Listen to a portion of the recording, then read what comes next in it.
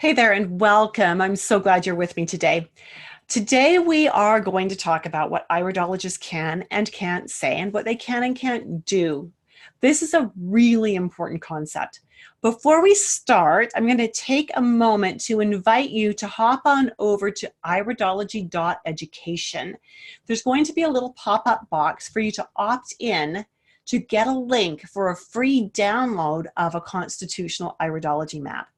So that's just my little gift to you for joining me today here. So I'll give you just a minute to go over there and do that, iridology.education. And again, little pop-up, just your name and your email address, and you will receive a link via email to go and download a constitutional iridology map. Now, there are a lot of misconceptions about iridology, and they are being perpetrated by people who have been trained in archaic and disproved methodologies. Now, I'm saying that, and I know that might be offensive to some, but the fact of the matter is I've studied those methodologies as well. That's where I started, and I left them when I learned that there was something better. And it's important for us that we recognize this, because when iridologists practice those old and archaic and disproved methods, it gives all of us a bad name. It makes it harder for all of us to actually be successful. So part of my mission in life is to help my people in my circle of influence to get up to date and to be using the most current information available. Iridologists who are up to date are practicing constitutional iridology, because that is where the research is still being done. There is ongoing research, and that is so exciting. All right, so here we are. This iris shows a very resilient pattern overall, and I think we will all agree to that if you have iridology background, this iris shows a lot of resiliency. The fibers are fairly straight, they're fairly densely packed, there's a lot of them, very high threads per square inch, which suggests that this person generally is very resilient. They are inherently resilient. While there are some indications here that there might be slight inherent predispositions to lower resiliency in the digestive tract and in the surface blood and lymph circulation and in elimination through the skin. The fiber structure overall is really nice. Again, it's predominantly straight, fairly fine, and again, high thread count per square inch. Even when we see eyes like this that suggest strong resiliency, we have to consider why the client has the symptoms they have, because sometimes their symptoms don't really match what they think they should be based on what their irides are showing us. Let's look at this really old car for just a moment. I love car analogies, probably because my dad was a car dealer for 40 years. And so if we've got a Rolls Royce, if it's properly cared for, it can last almost forever, right? Lubes, jobs, and oil changes and all that kind of good stuff. If it's taken care of, it can last really well. But you know, a car of lesser quality can last many, many years if it is maintained appropriately. And the same is very true of people.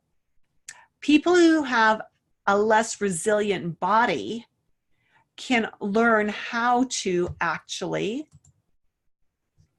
be healthy, right? They can experience really good health. So a client may have been blessed with a genetically strong and resilient body, yet years of not giving it quite what it needed, or maybe outright abuse and lack of care, will create disease processes. We see that all the time.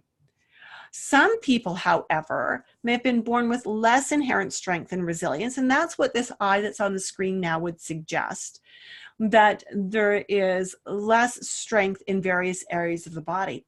But these people often learn the rules of health and wellness early on, and because of that, they may enjoy health that is far better than what their eyes suggest they should have.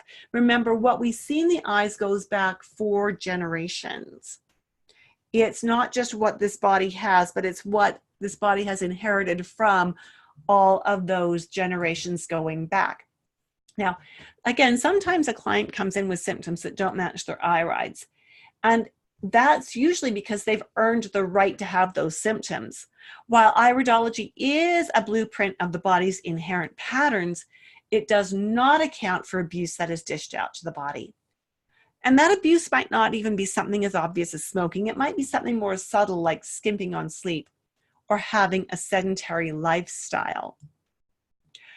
We have to remember that iridology informs us as to the best ways to care for the body, food choices, lifestyle, and supplements. And when we as practitioners understand the inherent tendencies and patterns we see in the eye, we are better equipped to ask appropriate questions and to make appropriate food choice recommendations and lifestyle recommendations and supplement recommendations.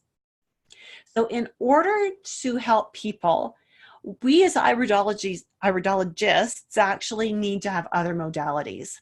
So we provide a much better service to our people if we have herbology or nutrition or aromatherapy or body work or spinal alignment techniques. So important. Trying to do iridology without supporting modalities is, yeah, here's another car analogy, is like taking your car to the repair shop and the technician saying, yep, your car has a problem with the exhaust system, but I don't know what to do about it. You're going to have to go see Joe down the road to get it fixed. Right? Not the best approach. Not at all. So as iridologists, we cannot diagnose. We cannot prescribe. We may see all of the indicators in the eyes that suggest our client has diabetes or a heart disease or psoriasis. We may see many indicators that suggest an inherent risk of disease processes, but unless we are licensed medical practitioners, we cannot pronounce a diagnosis. What we can do is ask questions. So questions like, is there a personal or family history of blood sugar disorders when we see those blood sugar markers in the eyes? And then even if the client says he has blood sugar issues, we cannot call it diabetes. But we can teach him about the markings we see. And we can share with him that this is an indicator that is often seen in the eyes of someone who has problems metabolizing their dietary carbohydrates. And the doctors would often call that type 2 diabetes, for instance. We can ask him if he's had dietary counseling for it, and if our scope of practice includes the ability to make recommendations, we can suggest things that have helped other people. Because I'm an herbalist, I can also teach them about herbs that have been used historically in this kind of situation. So do you hear what I'm saying? We can also share studies that have been done about herbs and diet and the condition in question. This is another soapbox for me. I think it's a tremendous disservice and potentially dangerous for the client and the iridologist to do an iris analysis on social media where there cannot be real-time conversation. As the practitioner, the information that we provide can be massively overwhelming to the recipient and likely will be taken out of context. In my 40 years of experience, I've never seen a client who could absorb and act properly on a complete dietary and supplement overhaul in one fell swoop, whether it was supported by iridology or not. But in my early days as a holistic practitioner, I saw many clients who walked away discouraged because I was vomiting everything I knew all over them in one sitting. And my clients knew they could never do everything I'd recommended all at once.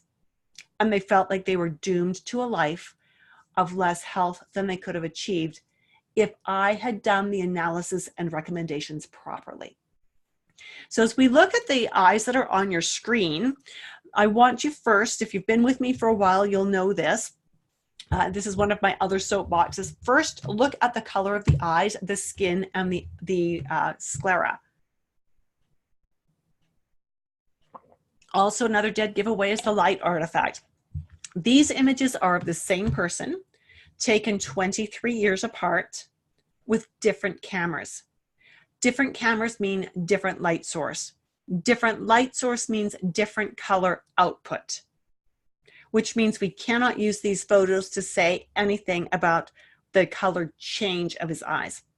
What we can say, however, is, and we know this as a truth, is that the eyes accumulate things, they do not disperse things. So when we look at this image from when he was 42, and we look at this one from when he was 65, and we see that we have this dark brown pigment accumulation here, the old school iridologist would say, oh my goodness, look at all of that toxicity you've built.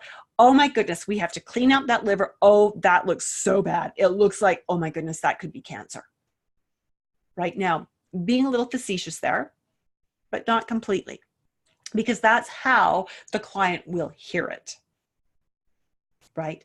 Instead, as a constitutional iridologist, I would look at this and I would ask, is there a personal or family history of any kind of liver stuff?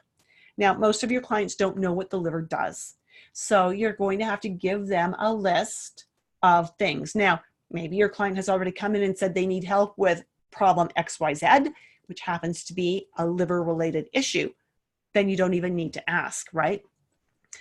When we look at this, we need to teach our client that this is not something they have done to themselves. They haven't ingested something highly toxic. They have not done damage. This is an inherent predisposition. The marker itself was inherently predisposed to happen at a certain time. Just like hair turning gray, crow's feet, things like that are inherent over time. Your body has that blueprint. It knows when this is going to happen. The body knew when this was going to happen. And this is information that says with age, this person's liver needs more support. Whether it's dietary or supplement or other ways, right? Needs more support. That's all. Let's do a quick case study. This is a female client of mine, age 44, when she started coming to me, when we started doing these photos, when we did these photos rather, she weighed 200 pounds and she was gaining more weight. Now she's 5'10", so she can carry that weight fairly well, although she did want to weigh less because she feels better when she weighs less, so good for her. Other complaints that she mentioned were joint aches, the weight gain, obviously, and depression that gets worse in the winter. Now, where I live, which is north of the 49th parallel, we have a winter depression condition here called seasonal affective disorder. And it means that as our days get shorter, because we're so far north, and our nights get longer, so we have fewer hours of good daylight, people tend to get depressed. And because not only do we have shorter hours, but the sun is further away, so it's less strong, so we don't feel its impact so much, and it leads to a lot of depression. So she had depression year-round, but worse in the wintertime. She was also having painful periods.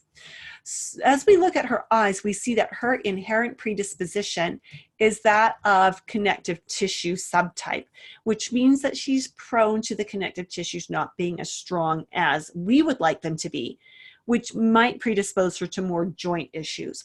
We notice the central heterochromia, which is a liver pigment color. Traditional Chinese medicine teaches us that liver is the seat of depression and that liver also balances hormones. So she's got both of those happening. Around that central heterochromia, there is a bit of a dirty yellow pigment, which suggests an inherent kidney predisposition. When we pile that up or layer that, as I like to say, with the Shhh lacuna, which suggests again an inherent predisposition towards some kidney questions, it again is making us follow that trail that says kidney is all about balancing acid, and kidney in traditional Chinese medicine is all about joint issues. So we've got the joint issue complaint dealt with that. We've got the yellow, the acid, the potential of acid imbalance, the potential of kidney imbalance. And because the acid imbalanced will always lead to inflammation, and weight gain is always about inflammation and about acid imbalance, we've got that angle to work on with her diet and with her lifestyle. So I needed to ask her questions, right? Remember, with constitutional, we never tell our clients anything. We always ask questions. And so here I needed to ask her about her digestion. There are no symptoms, but her eyes with that central heterochromia suggest that there might be some inherent challenge there. I also asked her about her elimination. What are her bowel movements like? And she said that she has rabbit palates. I asked her about coffee consumption, and she had 3 to 4 cups a day. Now, regardless of what people say about coffee being good, it is hard on the thyroid, hard on the liver, hard on the stomach lining, hard on the adrenals. It increases acid, it depletes calcium and weakens bones, and it leads to inflammation in the body. There is nothing good that comes out of coffee when we drink it. So in that first appointment, I suggested eliminating the coffee because that was going to help the liver, take stress off the liver, and help with her acid balance. And it would affect many of her symptoms. That's a real foundational piece for her. I also suggested a collagen supplement, some digestive enzymes, and that she increase her leafy greens to help support her liver. Do you notice what I did there? I only made 2 dietary recommendations and 2 supplement recommendations. That's it. That's all. The goal in that first appointment is always to really go for the most significant, fewest recommendations that will get the biggest amount of change, right? Because if you can do that, if you can give your clients just a few very precise recommendations that are going to have a huge impact, and those recommendations are such that they can easily follow them, they will get results, they will love you forever, and they will come back. So in her second appointment, she was really successful with everything I had suggested. That makes me so happy. Her joints were improving, right? Because we were starting to reduce the inflammation. Her periods were improving because we had taken stress off the liver. Her depression was slightly better. Yes. So now I needed to take it further. We've got that foundation. She's got those simple changes in place. So I asked her about her water intake because we've got some kidney indicators in the eyes. She said she drinks 3 glasses of water per day. That's not enough for a person who weighs 200 pounds. Do you agree with me? Not enough. I asked her about her sleep because the liver is the seat of most insomnia according to traditional Chinese medicine. She said her sleep was broken. She was sleeping in 1 to 2 hour cat naps all night. Yuck, not good. I suggested then that she maybe needed a little more protein at every meal, but wanted her to do more vegetarian protein and not as much animal protein if we're looking at the balance of those two. I suggested that she should talk to her medical doctor about getting an SAD lamp. And the reason I did that was because, number one, I can't diagnose SAD, but I can spot it a mile away, right? And number two, if her doctor agreed that she needed one and would give her prescription, then her extended health benefits would cover it. And it's about a $200 or $300 investment. So made that suggestion. I suggested that she should walk for about 30 minutes a day, just at a gentle pace. I'm not looking for a lot of sweat here. I just want her to get moving, create the habit of movement, and suggested that she drink 6 glasses of water per day. So again, in that appointment, we talked about increasing protein, especially vegetarian protein, talking to her doctor about an SAD lamp, walking every day, and increasing water. So again, for very specific recommendations. When she came back to me for her third appointment, and I see her now about every 2 or 3 months. She just loves coming in for regular updates, and I love that. The doctor agreed with her that a SAD lamp was a good idea. So she got the prescription, she got the lamp, she uses it every day, year round, and she loves it. Her description of it is, it's better than caffeine. When people need it, they really need it, and they feel that energy boost that comes from it. She had increased her water to 6 glasses a day, which I was thrilled about because at her weight, she really needed 12 glasses. To take her from her 3 to 12 in a matter of a few weeks, not doable. 3 to 6, very doable. From 6, we can go to 9. From 9, we can go to 12. We do this in little steps because we want her to be super successful. She was pretty good at the protein, needed a little bit more support there, but you know what? I'm just so thrilled that she's got the lamp. She's using it daily. She's increased her water. She's made some changes to her protein. The big struggle was getting the walks in daily. But since that 3rd appointment, we've been working on it. She's been doing really well. Now, do you see how that worked? The eyes coupled with her symptoms taught me what questions I needed to ask and where I needed to focus. At no point in time did I make a diagnosis or did I do a prescription for her. I simply made suggestions, gave her information, and helped her to get on her merry way. It is so important that we remember that that as iridologists, we cannot diagnose. And as iridologists, we cannot prescribe. So here's what I'm hoping you're taking away from this little broadcast today. Too many iridologists are using old, disproved information. Research has continued. Science has marched forward. We need to keep up with that. Iridologists cannot diagnose. Even if you're a licensed medical practitioner, I would strongly suggest that you use iridology to inform the questions you ask, to inform the tests you want to run. Use it as a screening tool, but don't make a diagnosis off the eyes. Iridologists cannot prescribe. Again, if you're a licensed medical practitioner, you can prescribe, but don't do it from the eyes. Use the questions, use the client's symptoms, use other test results if you have that ability. Iridologists are not medical doctors and should not pretend to be. Oh my goodness, the number of times I see iridologists online telling people, get off those medications. Now, I'm not one who thinks medications are all good, and I think too many people get on a medication and they stop looking for better answers. But as an iridologist, we cannot be telling people to stop medications or to go against their doctor's instructions. We can inform them of alternate methods, and we can inform them that it's their choice, and we support them in whatever their choice is. But we also need to underscore that we cannot tell them what to do. The safest way to practice iridology and be of the best service to your clients is to study and use constitutional iridology as a guide to assess your client's irides. And again, combining what you see in the eyes with the symptoms the client wants help with the questions and the conversation you're going to have based on the eyes and the symptoms, then make health promoting suggestions. That is the safest way to practice iridology. So are you curious about iridology? If you weren't already wanting to learn more, do you want to learn more now? Or if you know a little bit about it, do you want to learn more? If you do, I hope you will consider joining me in my course, Confident Nutritionist Dynamic Iridology. It is a constitutional iridology certification preparation course.